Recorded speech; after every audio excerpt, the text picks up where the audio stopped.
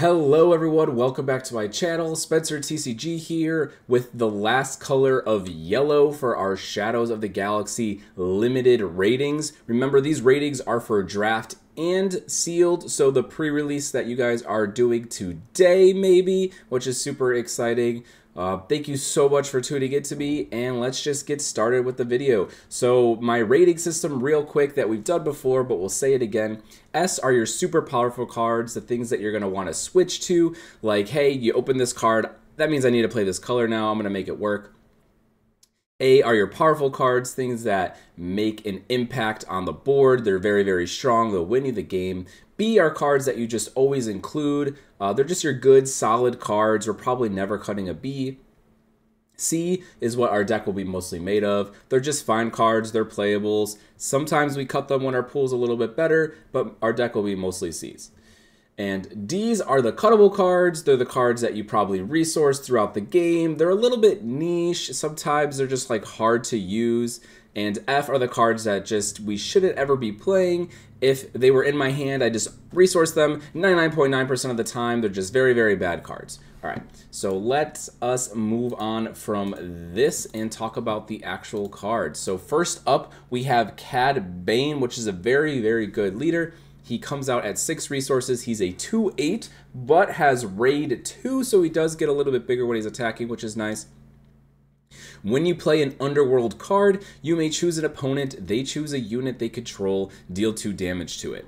And his other side says when you play an Underworld card, you may exhaust this leader. If you do, an opponent chooses a unit they control, deal 1 damage to it. So like obviously the downsides of Cad Bane is that your opponent gets to decide which unit is taking the damage, and you need to have Underworld units. Lucky for you, Underworld tag is very popular, much more popular than the Mandalorian tag, so you guys will actually have a lot of Underworld cards most of the time to work through.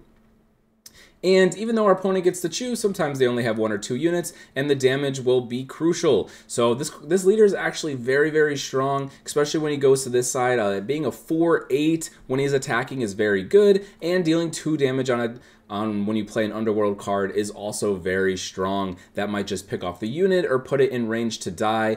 This ability will be used throughout the entire game, and because that he does damage to units, I'm actually going to give him an A rating. One of the best leaders of the set. You should look forward to playing Cad Bane.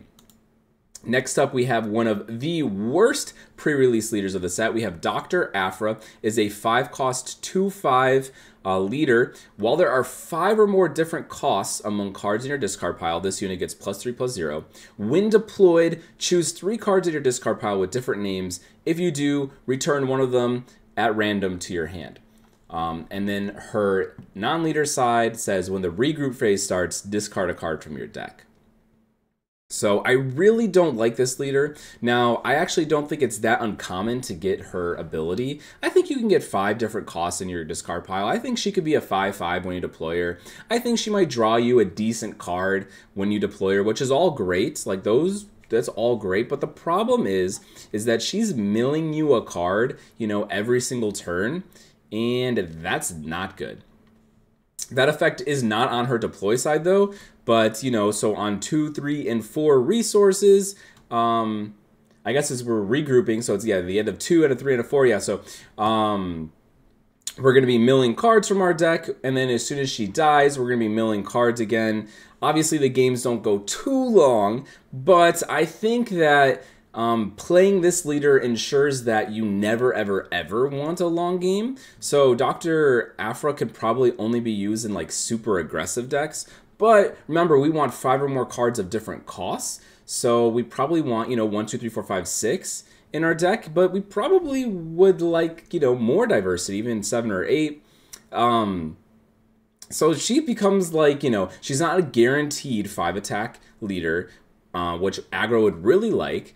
And an aggro deck getting a 2 attack leader is probably not going to win the game. It is good that she draws a card, but that's not very aggro of her, right? So it's this really weird leader. I can see this leader being pretty decent and constructed, but the fact that she mills us every turn, and if our aggressive plan fails, you know, aggro decks in pre-release, because it's like just a slower format, can like sometimes just like win in the later game. Like your opponent can kind of just stumble at any point in the game.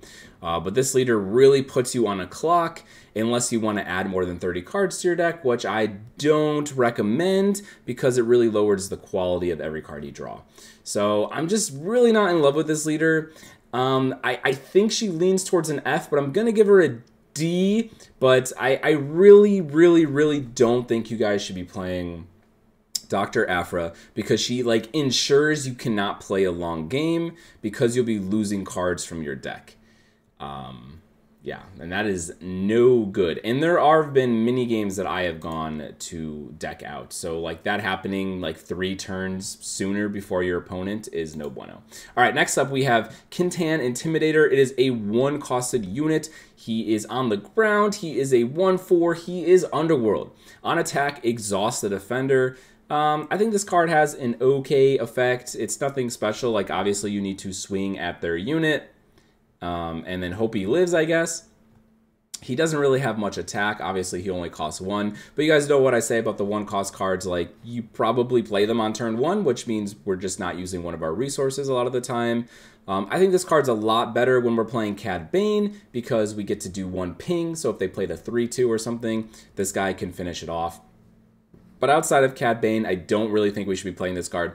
So I can give it 2 ratings if you guys want. A D outside of Cad Bane, and then a C when you guys are playing Cad Bane. Obviously, if you're trying to make Dr. Aphra work, maybe the 1 cost is what you need because you're trying to get all of the costs. But please don't try to make that leader work unless you're looking for a fun time. All right, next up we have a 2-costed unit, Bazine Natal. I'm sorry, guys, don't know the names. It is a 1/3 Underworld unit. When played, look at an opponent's hand. You may discard one of those cards. If you do, that player draws a card and has Smuggle for 4. I think this is the same line as the last card. She is really, really understated, but I think you can play her on turn 1 of the game and take away your opponent's only turn 1 play, which is kind of cool. She has Smuggle, so maybe you can do that later in the game. You like have absolutely no play, but you know, you have 4 resources, you smuggle her out, you take your opponent's only 4 drop away, and you kind of took them off a turn. Like, even though that play is kind of strong, you're only putting a 1/3 on the board, so it's really not that good. I think she's going to be a D most of the time just because she has the smuggle keyword that moves her up from an F to a D.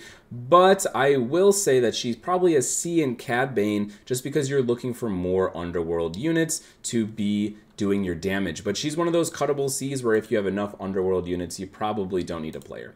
Next up, we have Dr. Evazan. He is a 2-costed 3/3 ground unit with Shielded and then has the bounty ready up to 12 resources. Well, I think this card is very powerful.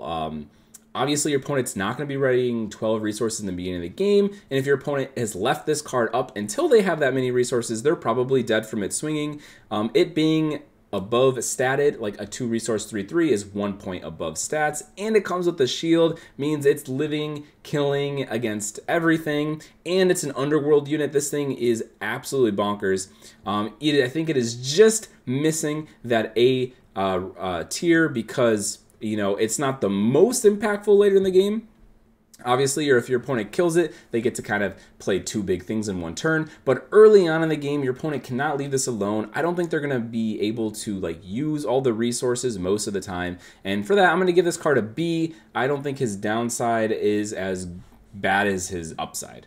So play that card is very good. Give him a B, probably B+ in Cad Bane. All right, next up we have Hunter of the Hexian Brood. He is a 3-costed 4/3 Underworld unit. While an enemy unit has a bounty, this unit gains Shielded. Nice, this thing has good stats. It's an Underworld unit. We're gonna give it a B. You know, it also has this upside where sometimes it comes in with a shield. Whether it does or doesn't, the card is already very good. The card is already good. When it comes in with the shield, it's very good. So, you know, the good to very good range sounds like a good card to me, and that is a B.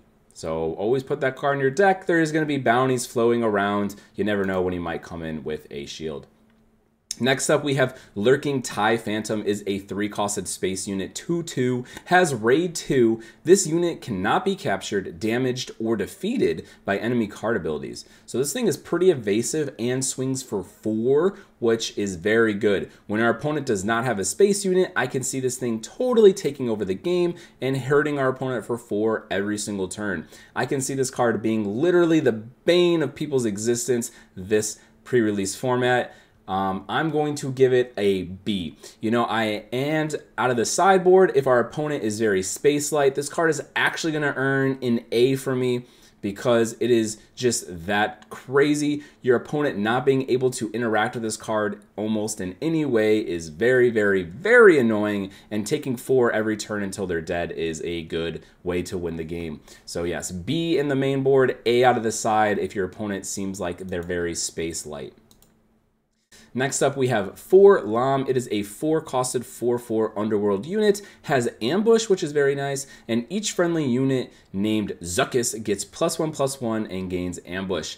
This card is an ambush unit. I like ambush units. We're going to give all of those a B. Before we talk about him more, we can look at Zuckuss, which is a 5-costed 6/6 Underworld unit with Saboteur, and each friendly unit named Forlom gets +1/+1 and gains Saboteur. So when you have each one of them out, I guess their ratings would go up 1, but how often is that going to happen? I think they're uncommons.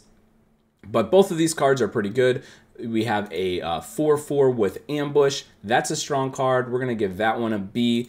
And the fact that it can make this a 7/7 with Ambush is actually absolutely disgusting. Like, if you do have them both, that card is an A. But yeah, so this card just on its own is going to be a B. Like, it's above stats by 1. It also has Saboteur, which is cool. There's a lot of shielded stuff in this format. And it's an Underworld unit. These things are probably like the top of B. And if you can get multiple copies, especially in draft, like, these things can be absolutely crazy if if you get a couple copies of each thing. Next up, we have Slaver's Freighter. It is a 5-costed 4/5 Underworld space unit. When played, you may ready another unit with power equal to or less than the number of upgrades on enemy units. That text box reads almost blank to me. I'm not really going to be trying to build around the number of upgrades on enemy units. Obviously, we could be doing bounty stuff, but what am I really untapping? Like, how many bounties does my opponent have on the field that I played from my hand? At the end of the day, this is just a vanilla 5-costed 4/5 space unit, and if you need space units, this is going to go in your deck. This is just a fine, playable space unit. We're going to give it a C, something I can see cutting when I have a lot of other space units. Next up, we have Xanadu Blood. It is a 6-costed space unit, 4/6 with Raid 2. When played and on attack, you may return another friendly non-leader Underworld unit to its owner's hand. If you do, exhaust an enemy unit or resource. I actually really like this spaceship. It swings for 6, which is a lot.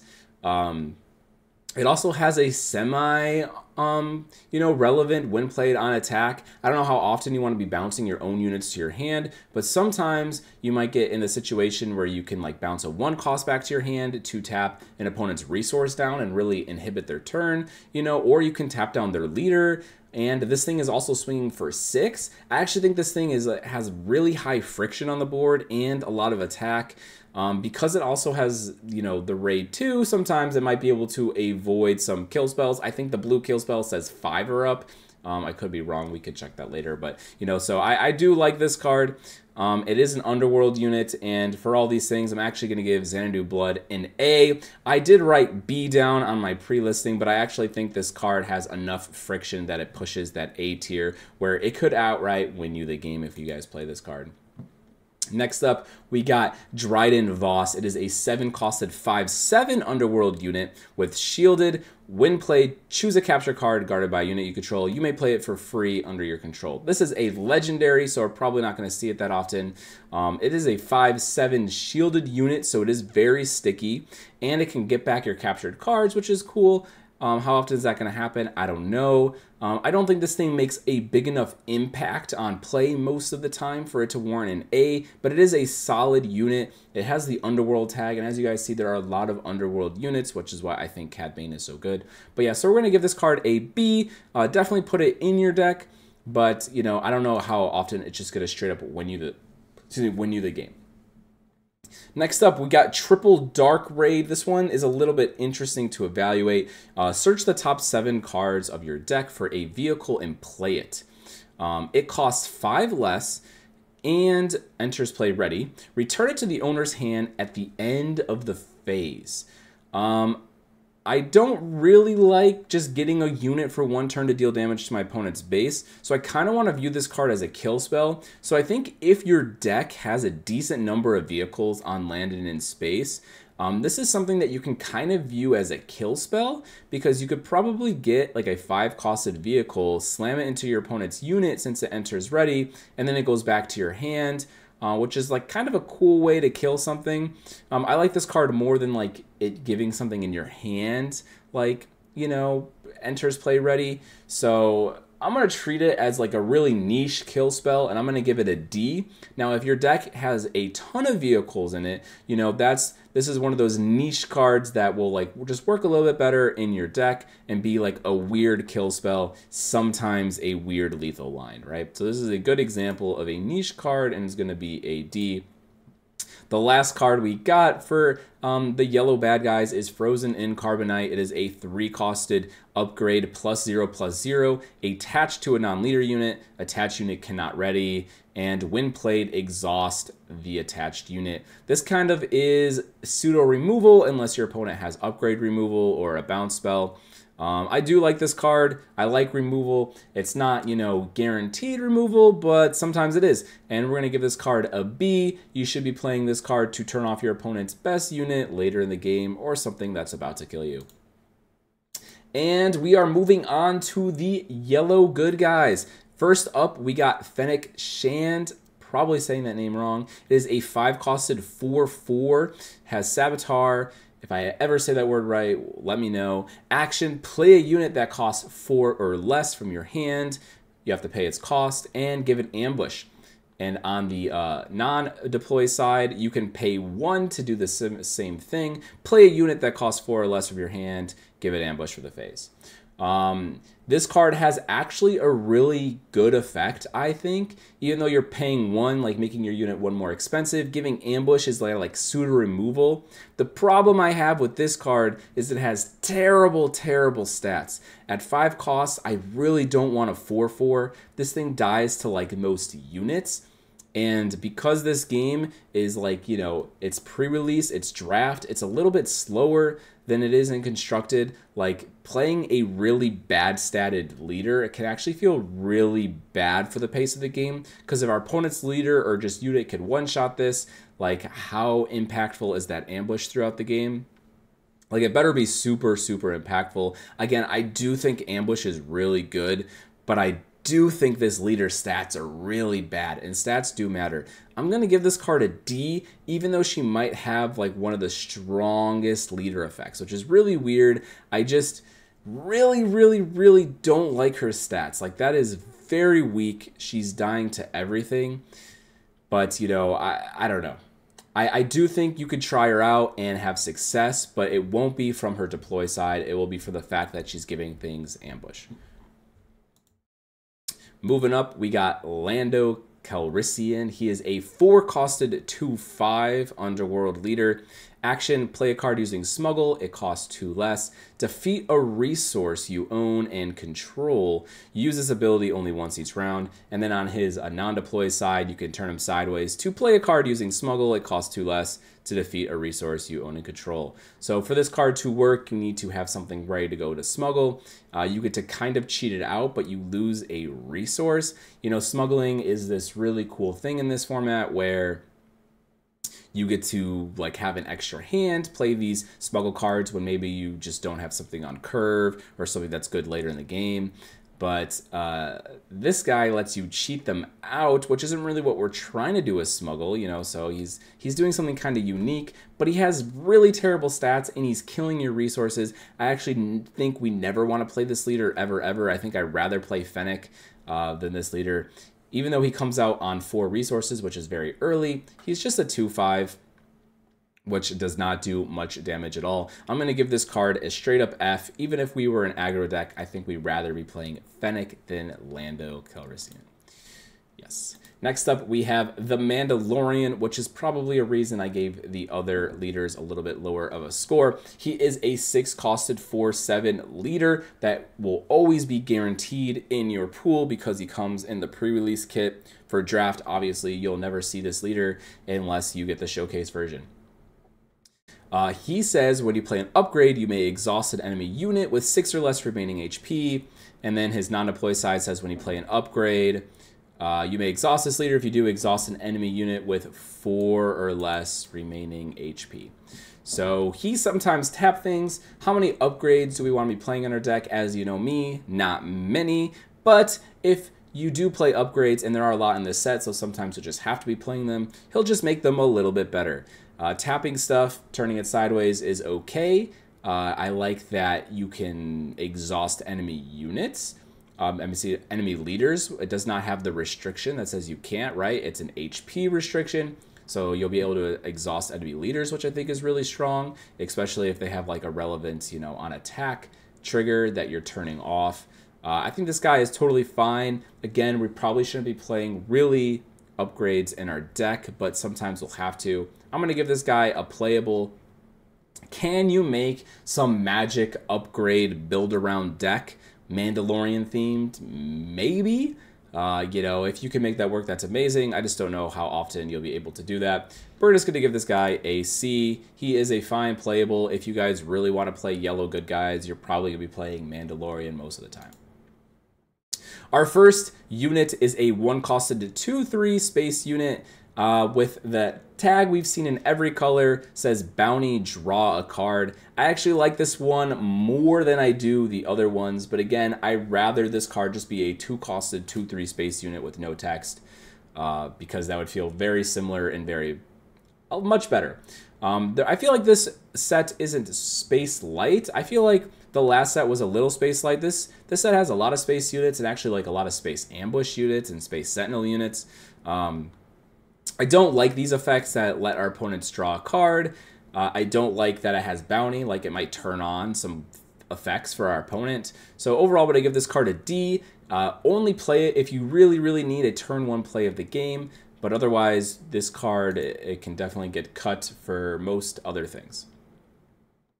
Next up, we got L337. It is a 2-costed 2/2 underworld droid.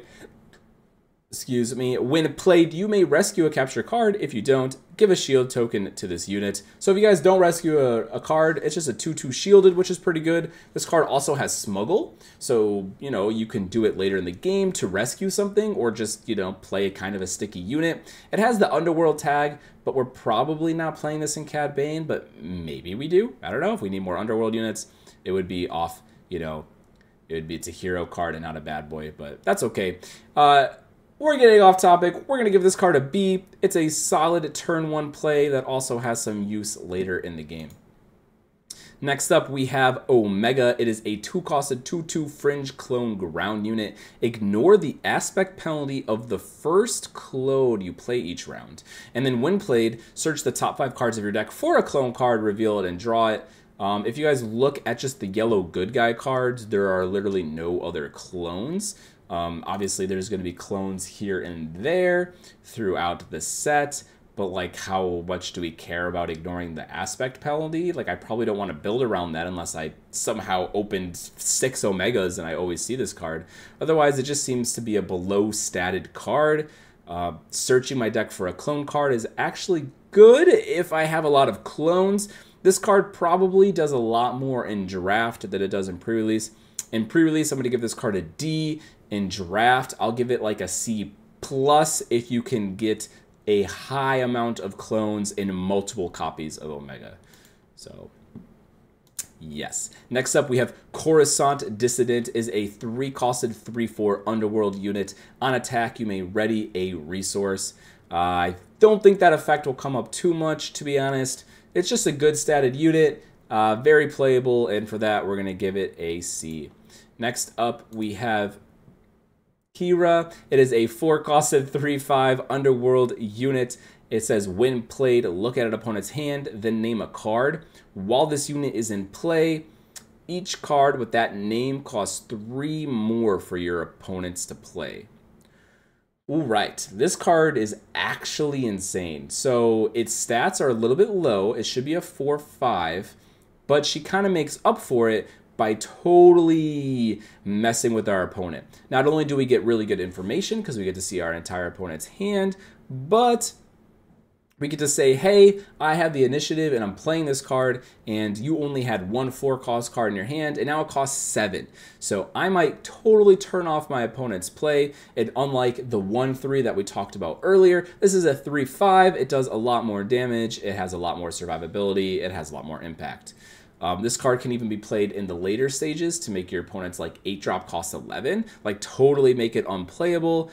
Obviously this card needs to stay in play, but it has 5 HP, so I believe that she can stay in play a lot of the time, especially when you play her on curve. This card is pushing A. I'm actually a little hesitant to give it an A because of smuggle. Like sometimes our opponent can just have like something hidden in their resource to be able to play it, but I'm going to say our opponent is not that lucky, and I will give it like an A-. I think this thing is impactful enough to really change the state of the game. If you can tell your opponent, hey, you don't get to play a card this turn, like that is a really good effect. Even if it's only for 1 turn. I mean, not letting your opponent play the game for 2 turns is even crazier. But, you know, if you don't let your opponent play the game for 1 turn, that's very, very strong. And I think that's impactful enough to just make the A cut. But, you know, sometimes this card is just going to feel like a below statted 4-drop. And that's why I'm a little hesitant to give it that A tier. Next up, we have Zori Bliss. It is a 5-costed 4/7 Underworld unit. On attack, draw a card. At the start of the regroup phase, discard a card from your hand.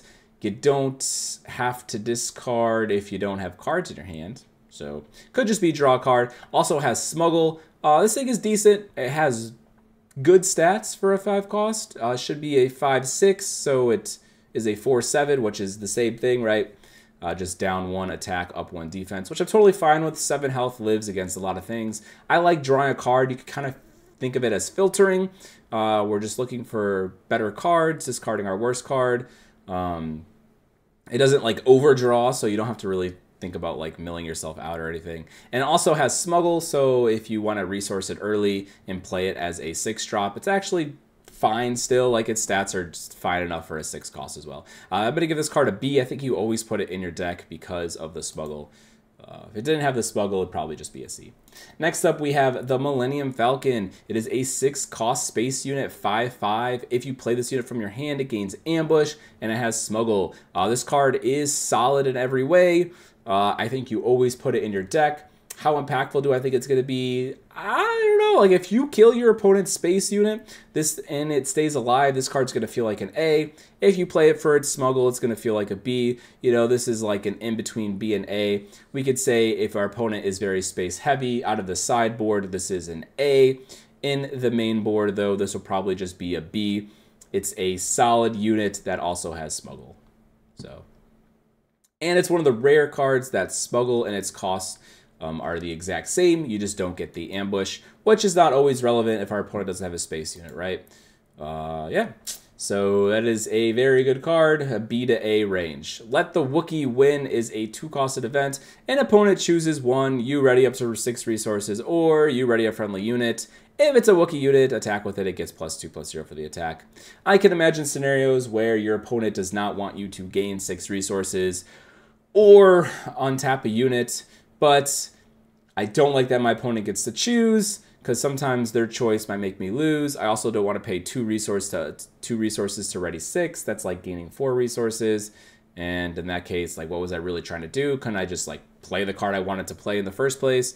I don't like this card at all. Never play it. Unless you just really like the art and want to flip the table on your opponent. We're going to give this card an F. We are on the second to last good card. We are Spare the Target is a 3-costed event. Return an enemy non-leader unit to its owner's hand. Collect that unit's bounties. Collecting the bounties is actually super cool and relevant. There are a lot of cards with bounties, Even though I gave a lot of them Ds, our opponents will be playing them sometimes, right? Sometimes they'll just have to because their pool is just a little weaker. I like bounce spells. It feels like pseudo removal, especially when you're bouncing like a 7 or 8 drop. You're gaining a lot of tempo. And for that, I'm going to give this card a B. It should always be somewhere in your list. Next up, we have Liberated Slaves. It is a 3-costed, 3/5 blank text box. Sadly, doesn't have the Underworld tag, but I guess it's not a bad guy anyway. This card is just fine. Yes, it's one above rate, but it has a blank text box. You'll probably be playing this card most of the time in Yellow Good Guys, so we're going to give it a C. We probably only cut it when we have lots of relevant 3-drops that have actual text, but it probably makes the cut most of the time. But it's just a fine playable. It's not going to do anything spicy. Next up, we have the yellow cards, guys. We've made it. This is usually the longer portion of the video. If you guys are still watching, I really appreciate it. And if you're going to pre-release today, I hope you have lots of fun. I know I have mine in just a few hours. All right, we have a double-costed yellow card, a new adventure. Return a non-leader unit that costs 6 or less to its owner's hand. Then its owner may play it for free. So you can kind of, I don't know, get multiple ambush effects, I guess. Remember, guys, we're usually not playing double yellow, so this card actually costs 4. This card is a lot better, I think, in Constructed because, you know, you could do cool things with, like, Fet's Fire Spray, but there's not really any Fet Fire Spray-y cards in this set. I really don't know what you're trying to do. Like, returning a unit to your opponent's hand and letting them replay it is kind of like a tap effect, I guess. Paying 4 for a tap effect might save you the game sometimes. I don't know. While this card has, like, technically a lot of uses, I'm not really feeling those uses a lot, so I'm going to give this card an F. Don't play a new adventure. I don't know what you're trying to do with it. Next up, we have Final Showdown, somehow worse than the last card we just talked about. It is a double yellow 6-costed event. Ready each unit you control at the start of the regroup phase. Lose. Okay, so I better be winning off this card. But again, I'm probably not double yellow, so it costs 8 to untap all my units. That is very expensive. I better have had the most wide board ever. And if I did, why is this card winning me the game? Like, I had a really wide board. I was able to swing at my opponent with every single card. My opponent did not answer any of my units for some reason. And then I untapped the ball and killed my opponent. When is that situation ever happening? I don't believe it is ever. Even maybe 100% of the time, I could say. I don't know. That's a very weird situation to show up. This card is not good at all in pre-release. It's a legendary, so just sleeve it and put it in your binder, guys. This is an F-. Next up, we have Criminal Muscle. It is a 1-costed 2/1 Underworld unit. When played, you may return a non-unique upgrade to its owner's hand. It has this niche effect. If you guys need a 1-drop, I guess, or like a turn 1 play, I guess, put this in your deck. It obviously gains points in Cad Bane because now it's killing things with 3 HP, like 2 3s. So in Cad Bane, this card actually probably makes its way up to a C, but outside of Cad Bane, it's probably just a D. It's a little bit niche, and only play it if you really need a starting card of the game. Next up, we have Cloud Rider. It is a 2-costed 3/1 ambush unit. I like this card a lot in Cad Bane. Maybe even goes to a B because it gets to deal 1 damage to something, and then you get to, you know, ambush, which is really nice. And sometimes you might be able to kill 2 things. Outside of Cad Bane, I think this card's just a C. It's only doing 3 damage, but it costs 2. I don't know. We could give it a B-, guys. I actually really like ambush effects. It sometimes feels like just a 2-mana removal spell, like 2 resources to deal 3 damage. I'm going to give this card a B-. I'm probably always playing Cloud Rider. Like, I'm trying to imagine scenarios where I cut it, and I probably don't because I'm probably, first of all, playing Cad Bane because I want to play playing the best leader. And ambush is just really, really good. Sometimes it kills a really big thing that only has 3 HP left.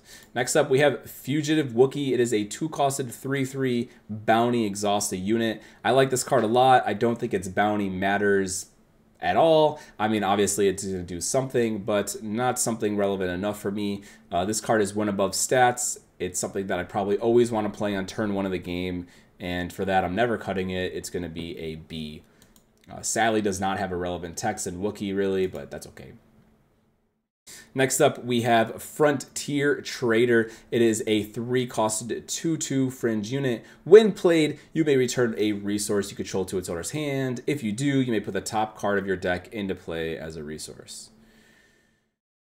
Okay, so this card is really bad stats. I never want to be playing this card on turn like 3 resources. So it's kind of like a card you play like on 8 resources to get back something that you shouldn't have probably resourced, or maybe you thought you had a resource, but like you turned the game around in some way. I think this card is, as it says, fringe. It's a little niche. I don't think we're going to get much use of this card most of the time. In fact, I think we're going to be the ones resourcing this instead of it trying to get something back. So we're going to give this card a D. I don't think it's an F though, because it has some use in the late game. Just doesn't come up too often. Next up, we have Smuggler's Starfighter. It is a 3-costed space unit, 2/2 unit. When played, if you control another underworld unit, give an enemy unit -3 attack for this phase, and it has Smuggle. This card's fine. It's below rate in stats, but sometimes it turns off an attack for your opponent. It has the Smuggle keyword, so we can kind of do that whenever we want. That's my favorite part about it, really, is that I could smuggle it out and -3 attack something and maybe keep my leader around for another turn later in the game. So we're going to give this card a C. It's just a playable card. I don't really like its stats, though. Excuse me. Next up, we have a Chain Code Collector. It is a 4-costed 4/2 Underworld Bounty Hunter. It has Ambush. If the defender has a bounty, it gets -4, -0 for this attack. This is going to be another B. I like Ambush cards. It's like 4-costed 4 damage, but has this cool upside where, like, if you're able to attack something with a bounty, it gets to live the attack, which is another reason why those bounty cards earlier are a little bit scary to play. You know, this card can make that earlier Wookiee that we looked at like a little worse, but you know, it's not like there's a bunch of this card running around. I don't know how much yellow we're going to even see. I think it's probably a little bit weaker than the other colors, but yellow always has like weird stuff going on. In the last set, I thought yellow was a little weaker, but in pre-release ended up feeling like really solid as a secondary color a lot of the time. So anyway, this card was a B. If we forgot its rating, it should always go in your deck. Next up, we have Tobias Beckett. Is a 4-costed 4/3 ground underworld unit. When you play a non-unit card, you may exhaust a unit that costs the same as or less than the card you played. You only can do that once a turn. It has Smuggle for 5 in a blue. This card's kind of cool. Obviously, we want to be playing blue when we play this card, just to make it a little bit better, but it's okay if we're not, because it's just a 4-costed 4/5. It kind of has an effect. Like, sure, it'll come up sometimes. It has Smuggle. I think all those things like push it from a C to a B. Like, it probably always should go in your deck. It's also an underworld unit. It has a lot of cool things going for it. A lot of small cool things, but you know, even if you're not playing blue, you could always smuggle this in for 7, which again is fine. It's a 4/5. Has a relevant text box, so it's not the worst thing to do. Next up, we have Resourceful Pursuers. It is a 5-costed 5/6 bounty hunter unit with Saboteur. Nice. This is a good definition of a playable card, though I will say that Saboteur is actually like pretty relevant against certain colors, namely blue, because they have a lot of shielded units. So I'm going to say this thing is just a solid playable, a C in the main board. In the sideboard, though, if your opponent's rocking a lot of shielded stuff, this probably moves up to a B, even sometimes a B+. It's going to be very impactful in those games where you could just take out shielded units, even shielded leaders. Next up, we got Enfi's Nest. It is a 6-costed 5/4 ground unit with Ambush. While a friendly unit, including this one, is attacking using Ambush, the defender gets -3, -0. So I think when you ambush with this, it probably gets to live and kill something, which is very strong. This thing, again, is going to be a B. This one might even be approaching a B+. The only thing to keep in mind, guys, is it's not every time it attacks. It's just when they're using ambush. Even though, like, if this card on the next turn has ambush still, right, and attacks, that's just a normal attack. It's not using ambush, so the defender won't lose attack. So if that effect happened every single turn, this card would definitely be an A. But yeah, it's a little expensive and its stats are a little bad, but I do think it will come in the field most of the time, kill something and live, which is very strong. And we're gonna give that card a B+. Next up, we have Fennec. Again, it is a 7-costed 4/6 ambush unit. On attack, deal 1 damage to the defender if it's a unit for each different cost among cards in your discard pile. Well, you know, this card costs 7. I can imagine you probably having like 3 to 5 different costs at that point. So it does like 3/5 damage on attack, and that's actually super oppressive. I feel like this card is like the Han Solo of the last set, where you can just turn it sideways every turn and kill whatever your opponent plays while your other units are killing them. That's really oppressive. It also has ambush, so it makes an impact right away on the board and can just be super, super, super annoying for our opponent. I'm going to give this card an A for the impact that it makes on the field. Next up, we got Wanted is a 0-costed upgrade, +0/+0. Attached unit gains bounty, ready 2 friendly resources. I don't really care about readying 2 resources. I think this card is really bad, and I'm going to give it an F. Do not spend your resources doing that.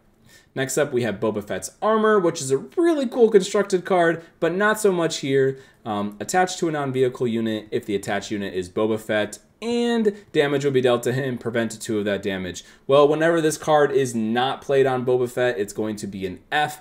It's like Academy Training, and Academy Training is something that I saw all the time against, but I never ever once played it myself, and I do not like that card. So do not play Boba Fett's Armor unless you somehow have a Boba Fett. Good luck. Next up, you have Unrefusable Offer. It is a 2-costed upgrade, +0/+0, attached to a non-leader unit. Attached unit gains bounty. Play this unit for free under your control. Enters plays ready at the start of the regroup phase. Defeat it. I really don't like upgrades, as you guys know. This one doesn't really feel like an upgrade, though. Like, we're playing it on our opponent's card, and then we're hoping to take it for a turn. I think this thing does have some niche situation use, where, like, you can kill their card, get their unit back, and then use their unit to kill another card, or get their unit's defeated effect, or get this unit's on play effect. Obviously, it has counterplay because it's an upgrade. Your opponent can respond after you play it. I think sometimes this card will do like really crazy things for you, but a lot of the time we're going to resource it. I think this is just a good example of a niche card, and I'm going to give it a D. Next up, we have thing I cannot pronounce, Ma Clunky. It is a 1-costed event. Return a friendly non-leader underworld unit to its owner's hand. If you do, deal 3 damage to a unit. I don't like returning stuff to my hand to deal 3 damage. But, you know, I do like that Cad Bane is an underworld synergy, and I can redo another damage by playing my unit, maybe if I didn't have one. You know, I could do this with weak units, I could do this with small units, I can do this with units with on-play effects. Yeah, I kind of like it. I could do it with units that I want to, like, not get attacked right now, make my opponent attack first, and then play it later. It only costs 1, and I think it's tricky enough that I'm going to give this card a B. It's not, you know, solid removal, but it is removal that is good enough to make that cut for me. Next up, we have Swoop Down. I don't really like events like this, but let's talk about it. It is a 1-costed attack with a space unit. It gains Saboteur and can attack ground units for this attack. If it attacks a ground unit, it gets 2 bigger and the defender gets 2 attacks smaller. Again, cards like this that just like make my unit attack and give me some combat trick, I actually don't like and usually give Fs to. I want to give this card a D though, because I think it's a little sneaky that you can go from like space to ground all of a sudden. That's not like a normal thing. Our opponent won't see it coming, and I think you can like sometimes get really good value because you're gaining 2 attack, making them lose 2 attack. That's a 4-point swing, all for 1 resource, and it gains Saboteur, so like you can also like go through Sentinels at the end of the game. if you just don't even want to use its whole ground thing. I'm going to give this card a solid niche rating of a D. I'm going to cut it a lot of the time, but in the sideboard, I might like really consider, like based on our deck compositions, if I want to be having a swoop down somewhere in my list. Next up, we have Relentless Pursuit. It is a 3-costed event. Choose a friendly unit. It captures a non-enemy. It captures an enemy non-leader unit that costs the same or less than it. If the friendly unit is a bounty hunter, give a shield token to it. Wow. If you guys play this on a bounty hunter, this card goes way up in value because, you know, Moment of Peace was a 1-costed spell that gives a shield token. I gave that card a D. It was like fine. Like sometimes it would actually be pretty good. This card kind of does that, but also steals a unit temporarily, but protects your unit that just stole it. I don't like that it has to cost less than, right? So we're not like stealing a big thing. We're stealing that something that my opponent played at the same time as me. Like I play at 3 cost, they play at 3 cost. The next turn I play this card. This card is actually probably better on curve, so you steal their 2-costed card. Which will feel really good in the moment, and it actually doesn't feel as bad when they take it back because a 2-costed 3/2 doesn't do as much on 5 resources than it did on 3. This card is fine. I think I'm going to give it a C. I think it's a little bit better when you play it on a bounty hunter unit, but I don't know how often that's happening. Just going to give this card a C. I'm not crazy on these capture events. Really like capture units, but capture events, a little less so. I guess I could talk about it real fast too. Capture units are guaranteed. Capture events means you need to have a unit on the field. So when you're ever behind, this card's going to feel really, really, really awful, especially since it can only do things that cost less than, right? So, I mean, when you manufacture perfect scenarios, you're like, what do you mean, Spencer? This card's amazing. But those perfect scenarios don't always happen, especially against opponents that are very powerful and pressuring you every turn. Next up, we have Evacuate, which is a 6-costed event. Return each non-leader unit to its owner's hand. It's like Vanish from Hearthstone, if you guys ever play that. This is a legendary, so you're not going to see it that often, and I think it's just a fine effect. I don't know if you're ever going to win from this effect, but I think sometimes you could. Maybe your opponent somehow like just got way ahead, like they just, like you had some bad turns, and they just have a bunch of units, and you're just trying to survive, but our opponent like spent time killing your units instead of your life, and you play Evacuate, and then you can try to come back in that game. Obviously, you'd want to do this when our opponent already took the initiative, so they can't replay cards. It's not as good, obviously, as just blowing the board up, but sometimes it'll be helpful. I'm going to give this card a C. I think you play it in your deck. I think sometimes you could cut Evacuate, though, especially if you think you have a very aggressive build. Next up, we have Privateer Psych. I don't know. It is a 2-costed 2/2 space unit. While you control another yellow unit, this unit gains shielded. You know, you play this on curve, it's going to feel a little bad. You play it when it gets a shield token, it's going to feel better. But if I'm playing it to get a shield token, it's not going to be on turn 1 of the game, so it's not going to feel that amazing. This thing is just okay. I'm going to give it a C. Sometimes you cut it if you have enough 2-drops. And next up, we have Look the Other Way. It is a 0-costed event. Exhaust a unit unless its controller pays 2. I originally gave this card an F, but I reconsidered after I was like, it costs 0. So you could exhaust your opponent's leader, and they might not want to pay 2. And if they do pay 2, then they're playing a little bit off curve. And if I'm a little bit more aggressive deck, it's okay that I spent a whole card for this. It's also okay that I spent a whole card for this sometimes in a smuggle-focused deck where I'm getting a lot of value from my smuggle cards. So, yeah, I'm going to give this card a D rating. It's a little niche for me. It's a little weird to use. A lot of the time, your opponent's just going to say, sure, my thing's exhausted. You did it, kid. Whatever. And it's not going to feel amazing in any way. Next up, we have Bounty Posting. It is a 1-costed event, and one of the first cards in Star Wars Unlimited that searches your deck. I think there's only one other card that does this in blue, but it says search your deck for a bounty, upgrade, reveal it, and draw it. And you may play that upgrade paying its cost. This card is actually super duper cool and constructed. Like really cool because you have the choice of what bounty to use. But in pre-release, it's not like you drafted or, you know, even opened every card that says bounty on it. Also, none of them are like particularly amazing. I also don't really want to be playing many of them anyway. So this card is probably a D-. Okay, if you guys really like bounty themes, like this card's going to feel cool in your deck just because you get to search it out. Again, it's just one of those niche cards that I think are going to be, you know, not that relevant. I think it'd be resourcing it a lot of the time if it's in your deck. You also might forget what bounties to even search because it's not a constructed deck. You'd be like, shoot, do I even have a bounty to get? I don't know. Oh, play it. Oh, fail to find. Oh, oops. Yikes. All right, next up we got DJ. That's a nice, easy name. It is a 3-costed 3/5, has smuggle, but for double yellow. I don't know if we're going to be paying 9 to smuggle this out, but maybe. When played using smuggle, take control of an enemy resource. When this unit leaves play, that resource owner takes control of it. This is a really weird legendary. How good is it to take your opponent's resource? It's cooler and constructed. In this format, I'm probably paying 9 to do it, and probably not relevant at all. I'm just going to evaluate this card as a 3-costed 3/5. It's a C. Has good stats. Next up, we have Jetpack, one of the last cards, guys.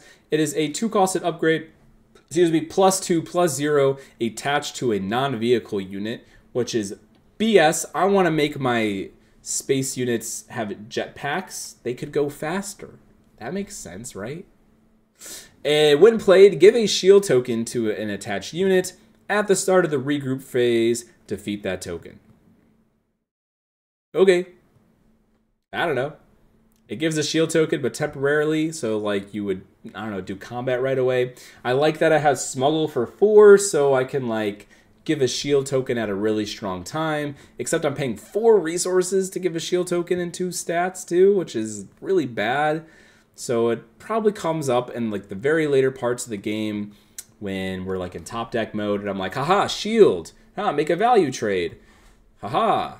Again, that's really niche. These cards I think are like just making the D rating for me. I really don't like upgrades, guys, but I do like it when they have smuggle. I think it's a lot harder to get 2 for 1. It's just like a really big loss of tempo. Like if your game is going back and forth when they're just both people are playing on curve, we're never going to have time to smuggle in a jetpack.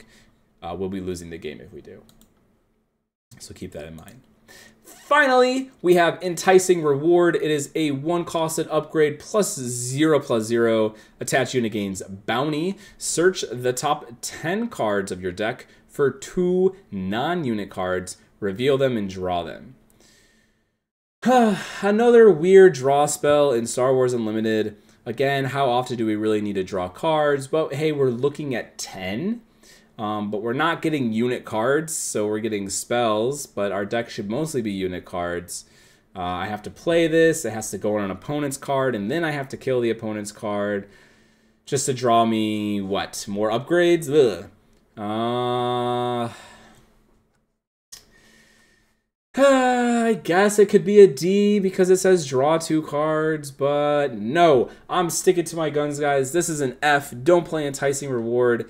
I don't want to upgrade my opponent's card. I don't want to give them the initiative to do whatever they want to. And I don't want to be drawing more upgrades. I want to be drawing units. This thing doesn't draw units.